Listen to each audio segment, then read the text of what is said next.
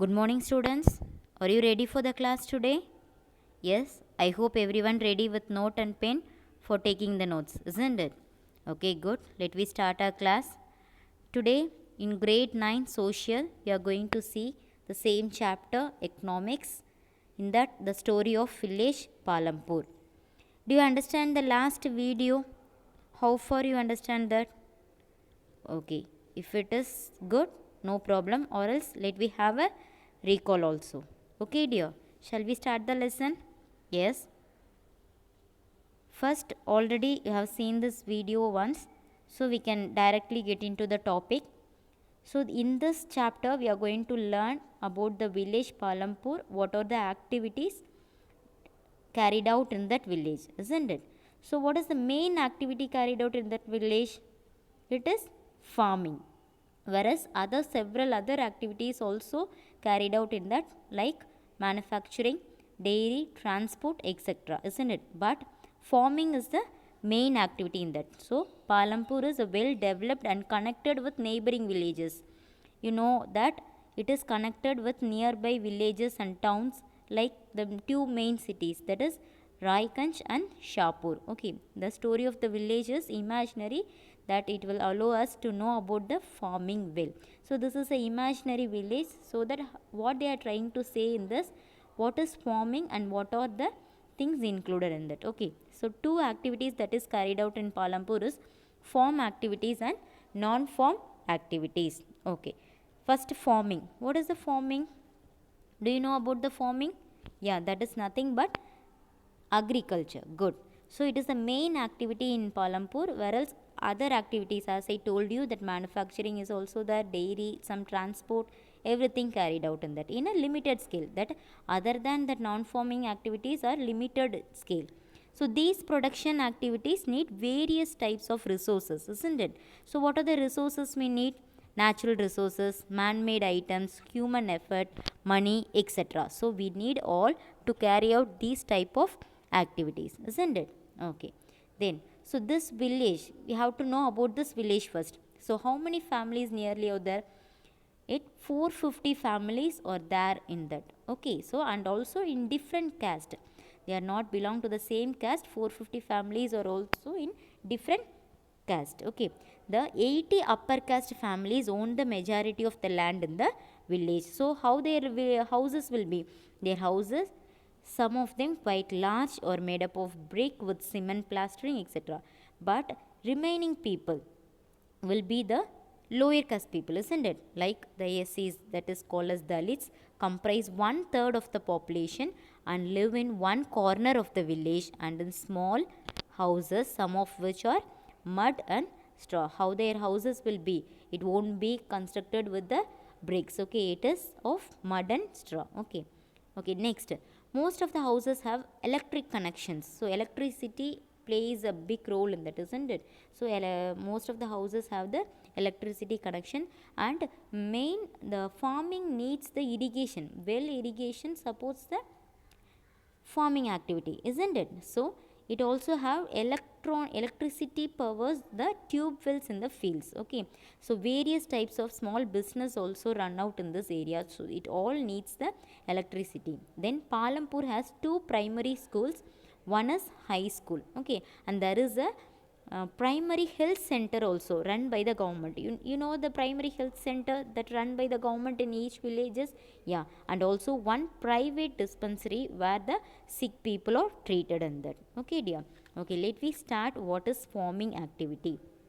So organization of production.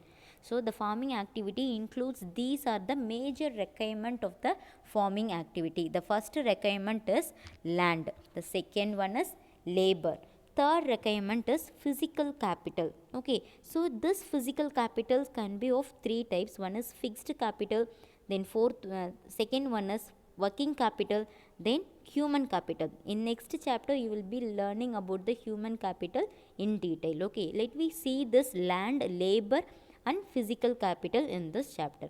Okay, what is land? So this is the first requirement, isn't it? So without land we cannot cultivate the crops. Okay, so it is also one of the natural resources. Okay, so this not only land comes under this, even water, forest, minerals, this all come under this category. Okay dear. Next, labor.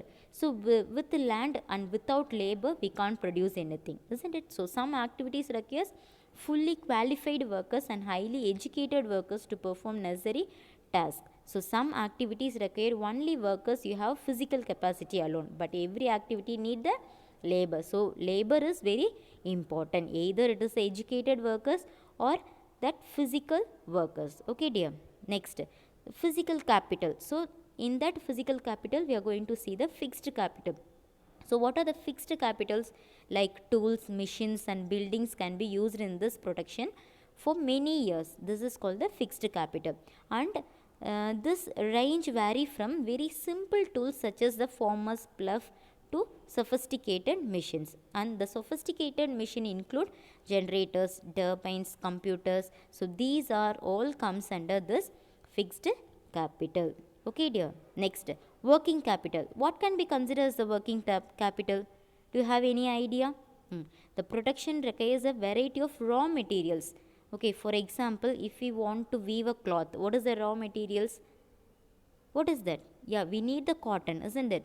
That like yarn used by the weaver, clay used by the potter, and also something, if it is an industrial purpose, we need some raw materials.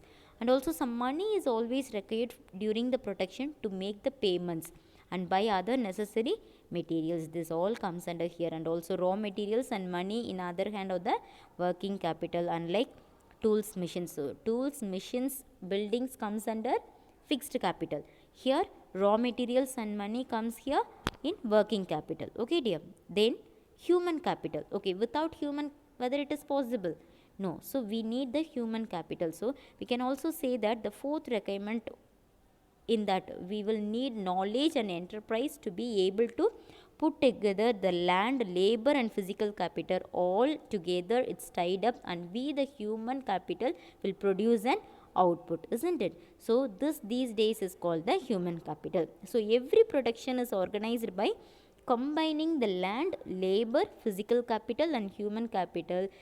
These all are called the factors of production. Could you understand what is the factors of production? What are the four requirements?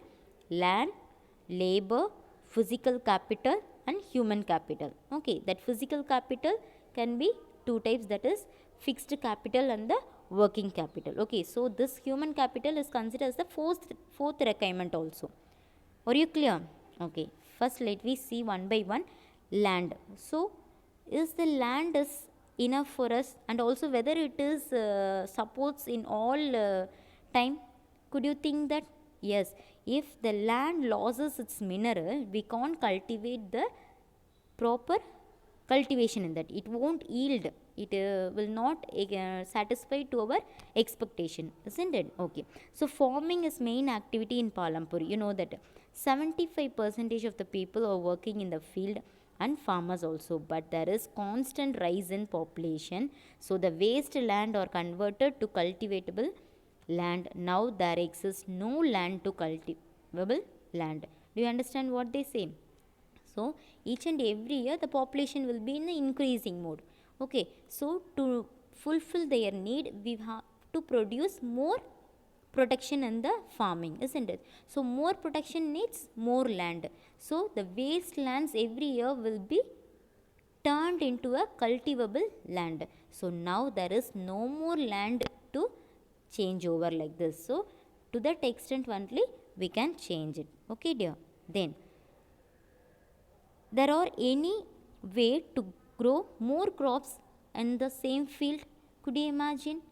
So we have to fulfill the need of the increasing population, as I told. So is there any other way to fulfill this?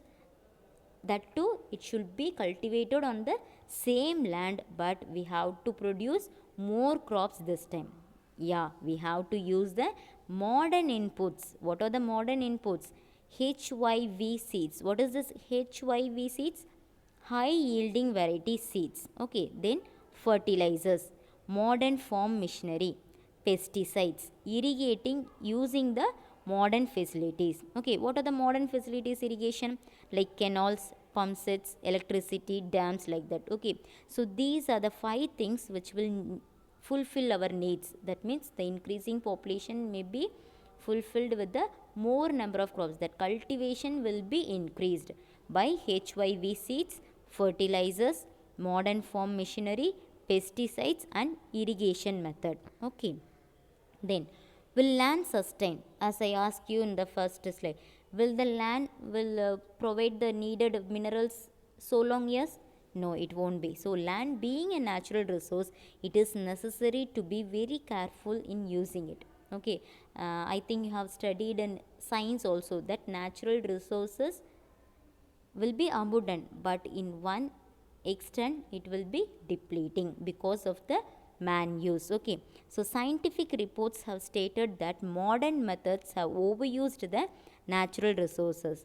Green revolution is associated with the loss of soil fertility due to increased use of chemical fertilizers. Okay, if we repeatedly we are using the chemical fertilizers on the land, the fertility of the land will be spoiled, and once we will end up with the waste bare land. Okay, then how is land distributed? How the lands are distributed in that Palampur village, we have to know.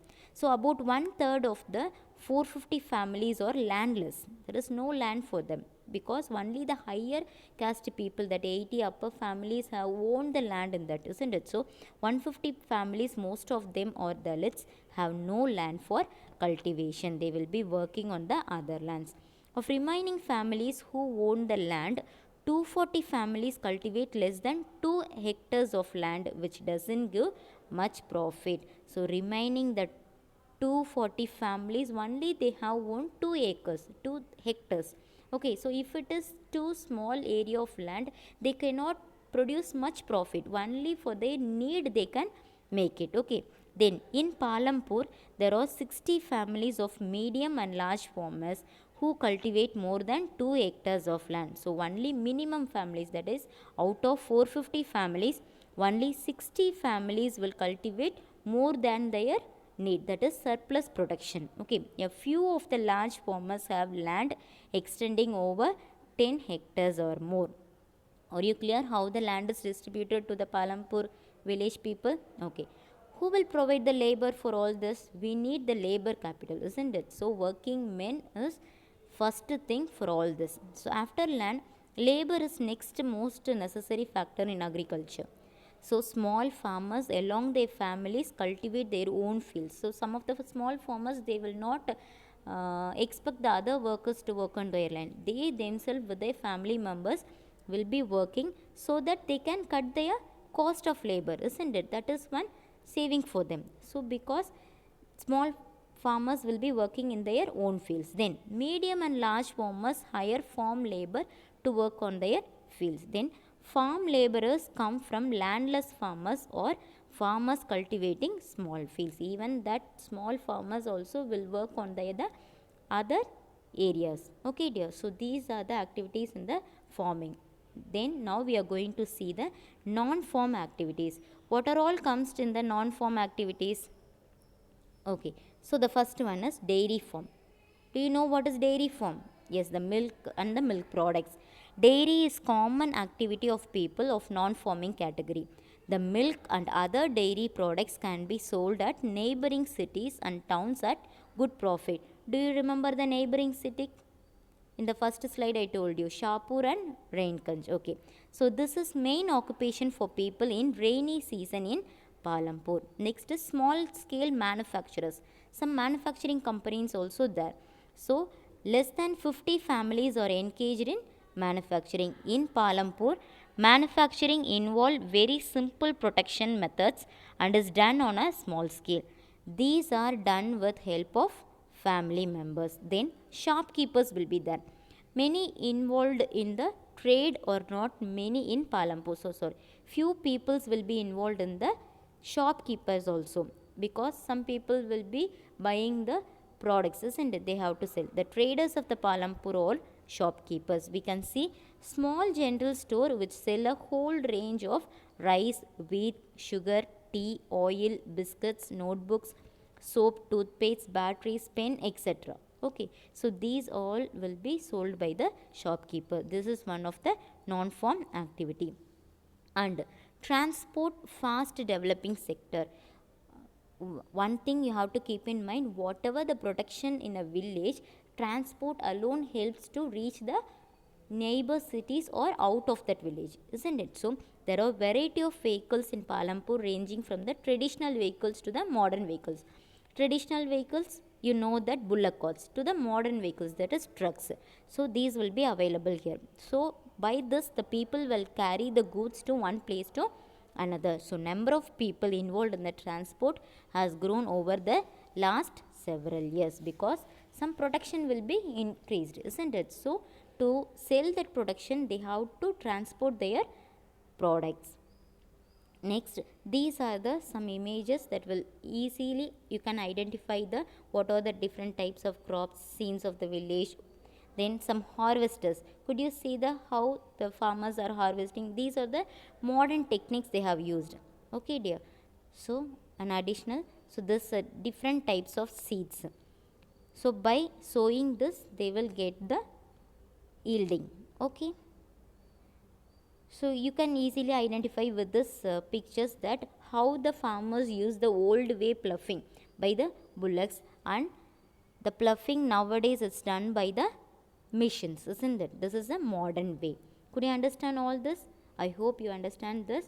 It's a simple thing about what we are knowing about the farming activities. Okay dear, and also non-farming also some activities are given.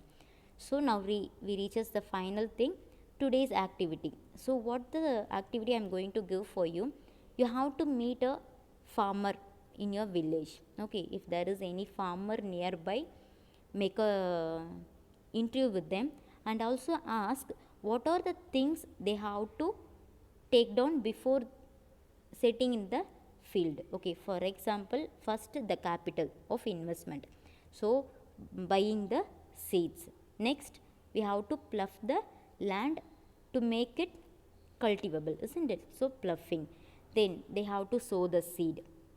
Then watering, that management, whatever things they have to do from sowing until the harvesting. Okay, what are the for examples, they use the fertilizers, they use the pesticides, and some laborers for taking that unwanted plants in it. Okay, so for all this, how much they are spending? So from the first hiring the labor also, it will comes here. Okay, so you have to meet the farmer, ask them what type of crop they are cultivating on the land, how much land it is. You have to ask the land, okay, how much, whether it is a hectare or it is too small than that. So ask the farmer how much land you have, so what type of crops you are cultivated in that land. Okay dear, and what are the expenses you met while cultivating this crop, and what is the final output of them, whether it is a profit or loss. This you have to collect by your own. Okay dear, so by the end of this activity, you will know what the farmers are suffering and how they are yielding and what are the work. Okay dear, so the rice, wheat, whatever production we are getting, we will be concluding in that. Okay, thank you dear, I will be meeting you in the next class.